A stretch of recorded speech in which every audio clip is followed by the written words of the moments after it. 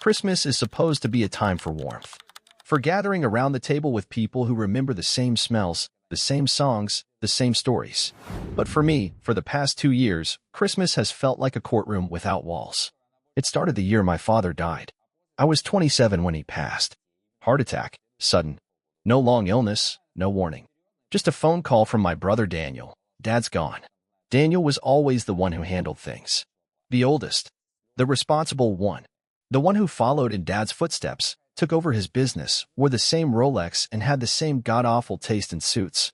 I was the quiet one. Always have been. So when the will came out, or I should say, Daniel's version of the will, no one questioned it. Dad had supposedly updated it just a month before his death, leaving everything to Daniel. Not even a keepsake left for me. Not the cabin. Not the watch. Not even the dumb ashtray he always kept on the porch that I used to sneak candy into as a kid. Nothing. Daniel said it was what Dad wanted. That he had responsibilities and I wouldn't know what to do with the estate anyway. And everyone just nodded. Mom didn't look me in the eye. My aunt said things like, well, he was always closest with Daniel. My cousins avoided me altogether. I sat there like a guest at my own father's funeral. But even through the shock, the grief, the ache in my chest, something felt off. My dad wasn't perfect, but he wasn't cruel. We had our own connection. Quiet, maybe, but real. And I refused to believe he would leave me nothing. So I started digging. Quietly. I didn't confront Daniel, didn't accuse anyone. I just listened, researched, talked to people. Found out who Dad's lawyer was before Daniel said he changed everything. Turned out, Daniel never contacted that lawyer after Dad died. In fact, the man didn't even know my father had passed. That was the first crack. It took me almost 2 years, emails, requests, probate inquiries, even getting a part-time job at a local law office just to understand how wills really worked. I didn't have money to hire a top-tier lawyer, but I found someone kind, smart. A woman named Lena who believed me when I showed her what I found. Inconsistencies, timestamps, and eventually, the Real will. Properly signed. Witnessed. Stored in a completely different firm. Daniel never knew about it. He had forged the update and pushed it through while the rest of the family was still dazed with grief. That brings us to this Christmas. Same house. Same table. Same smug, overstuffed Daniel carving the turkey like a king handing out rations. He told story after story about preserving Dad's legacy, how much work it took, how heavy lies the crown. I didn't say a word. Just smiled when I was supposed to. Passed the gravy. Laughed politely. Then, between the mashed potatoes and the pie, Daniel leaned back in his chair, full of wine and ego, and smirked. Still pretending Dad left you something, he said, loud enough for everyone to hear. It's been 2 years. Time to move on. A few chuckles. A couple of awkward coughs. I didn't flinch. Instead, I reached into my coat pocket, pulled out an envelope, and slid it across the table to him. Funny you say that, I replied calmly. I just came from Dad's old lawyer. Daniel frowned, clearly confused. He opened the envelope and started reading, and I watched the color drain from his face. First confusion, then disbelief, then something else, fear. Because what he held in his hands wasn't some bluff. It was the real will. Dated. Witnessed. Notarized. Clearly stating that the estate, all of it, was to be split equally between us. And that Dad's personal effects, including the family cabin and his watch collection, were to be left specifically to me. He looked up at me, panicked. This can't be real. It is, I said, meeting his eyes. And I've already filed the claim in probate court. The room went completely silent. No one moved. My mother looked like she'd been slapped. One of my aunts gasped, hand over her mouth. My cousin Sarah dropped her fork. Daniel stood up so fast his chair screeched backward. You're tearing this family apart. I felt something crack open inside me, something that had been sealed shut since the funeral. My voice didn't shake this time. No, I said. You tore it apart when you lied. When you stole. When you made sure I had nothing left of our father. Not even his watch. He opened his mouth, but no words came out. My Aunt Rita stood suddenly, eyes narrowed at Daniel. Wait, you forged the will? Daniel turned red, then pale. He tried to speak again, but the words wouldn't come. My mother slowly pushed her chair back and stood. Her voice was quiet, almost trembling. Daniel, tell me that's not true. He didn't answer. No one touched their dessert. And for the first time in 2 years, I felt something close to peace. The rest of Christmas dinner unraveled like a slow-motion train wreck. No one knew what to say. My mom sat down again without touching her plate. Daniel kept glancing between me and the will in his hands like he was waiting for it to disappear. I didn't stay much longer. I told them I'd let the court speak for me from now on, wished everyone a Merry Christmas, and walked out. My coat still smelled faintly of pine from the cabin I'd visited earlier that morning. Quiet, untouched, just like Dad left it. The watch collection was still there, too. I hadn't taken anything. I just needed to see it, to know I wasn't crazy. That night, I got texts. One from my cousin Sarah. "I'm sorry. I didn't know. I really didn't." One from Aunt Rita. "Your dad would be proud of you." That took guts. And one from Daniel. Just 3 words. "You'll regret this." I didn't answer. A few days later, the probate hearing began. The judge was calm but firm. Daniel tried to argue, of course. Claimed there was ambiguity, that Dad had meant to update the will, that maybe the signature on the older one wasn't recent enough. But Lena, my lawyer, came prepared. She showed clear chain of custody documentation, notarized signatures, time-stamped emails between Dad and his lawyer. The contrast between that and Daniel's last-minute, sloppy version was damning. And then came the forensic handwriting analyst. Yeah, I went that far. We had an expert testify that Daniel's version of the will was not only suspiciously formatted, but that the signature on it matched samples of Daniel's writing, not our father's. He turned beet red in court, tried to interrupt. The judge shut him down immediately. Within a week, the court ruled in favor of the real will. Daniel was ordered to begin transferring assets and property per the original terms. The cabin, the watches, Dad's journals, all officially mine. But that wasn't the end. The court also referred the case for criminal investigation. Forging a will isn't just a family squabble, it's fraud. Potentially a felony. I hadn't pushed for that part, but I wasn't going to stop it either. Daniel's lawyer went pale when he heard. The day I went back to the cabin to officially take possession, I brought a single suitcase and a bottle of scotch I'd been saving for a quiet moment. It still smelled like him. There was a photo on the mantel I'd forgotten about. Me and him, fishing. I must have been 10. He'd written something on the back in faded pen. "She's quiet, but she sees everything." I sat in that old armchair with the worn arms, feeling like a weight had slid off my chest. For 2 years, I'd felt like a ghost in my own family. Now, for the first time, I felt real again. Seen. Then, a letter arrived. From my mom. I almost didn't open it. Part of me was still angry, still bruised by how quickly she took Daniel's side, how she hadn't even asked if I was okay when the first will came out. But I opened it anyway. "I'm sorry I didn't believe you. I told myself you were just grieving differently, that Daniel was the responsible one, that you didn't want the estate anyway. But deep down, I think I knew something wasn't right. I let him fill the silence because I was afraid to hear what might come out of yours. I see it now. Love. Mom. It wasn't a fix, but it was a start. Daniel, of course, didn't go quietly. He filed an appeal, claimed undue influence, tried to say Dad had been coerced into the real will. But it was all noise. Legal flailing.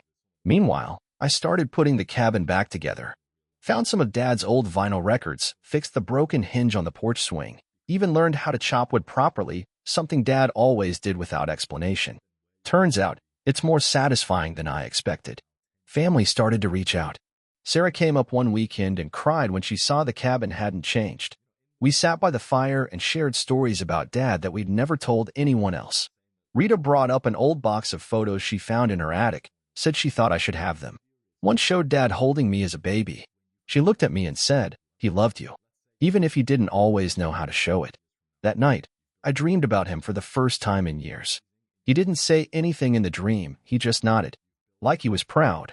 Like he'd been waiting for me to claim what was always mine. I still haven't heard from Daniel directly. Last I heard, he might lose his brokerage license. That's on him. I didn't ask for any of this. I just asked for the truth. Funny how long it takes for some truths to rise to the surface. 2 years of silence. 2 years of doubt. And all it took to finally break it was one dinner. One envelope. One moment where I decided to stop letting lies shape my father's memory. There's peace in that. Not victory. Not revenge. Just peace. And it's more than enough. Word spread fast. In a family like mine, where secrets fester and favors are currency, it didn't take long for the story to ripple out past the dinner table. The forgery. The court ruling. Daniel's meltdown. I became the quiet sibling who exposed everything, like I had planned some kind of ambush. But the truth was simpler than that. I hadn't wanted drama. I just wanted to stop feeling invisible. Daniel's appeal didn't last long. His new lawyer, a sharp-tongued woman with no patience for his ego, advised him to settle. To avoid a trial. Too much evidence. Too much risk of criminal charges. Daniel pushed back, of course. Claimed I had manipulated Dad before his death. That I was only after money. But the judge dismissed the appeal. His forged will had already been flagged as fraudulent, and handwriting experts don't change their conclusions. It became official. Everything my father intended came to pass. The property was divided. The accounts restructured. And the cabin, Dad's cabin, was finally mine on paper and in spirit. The watch box was delivered to me, too, the same one Daniel had once refused to even let me look at. I opened it alone, sitting in the cabin's living room with snow falling outside. There were 6 watches. All polished. All ticking.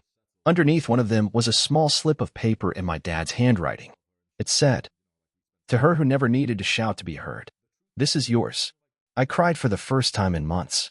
Not just for the vindication, but for the version of myself I had almost lost, so quiet and careful that I nearly let someone erase me entirely. The family started shifting. Mom began visiting me at the cabin once a week. At first, it was awkward. She'd bring something: old photos, a scarf she'd knitted, leftover stew, and we'd sit on the porch, sipping tea in silence. But one evening, she looked at me and said, "I didn't know how to be a mother to both of you. Daniel always demanded so much, and you never asked for anything. I just wanted to feel like I belonged," I said. She nodded, eyes watering. "I think I let him make me forget you did." It wasn't forgiveness. Not yet. But it was real. And real was enough. Other family members started checking in too.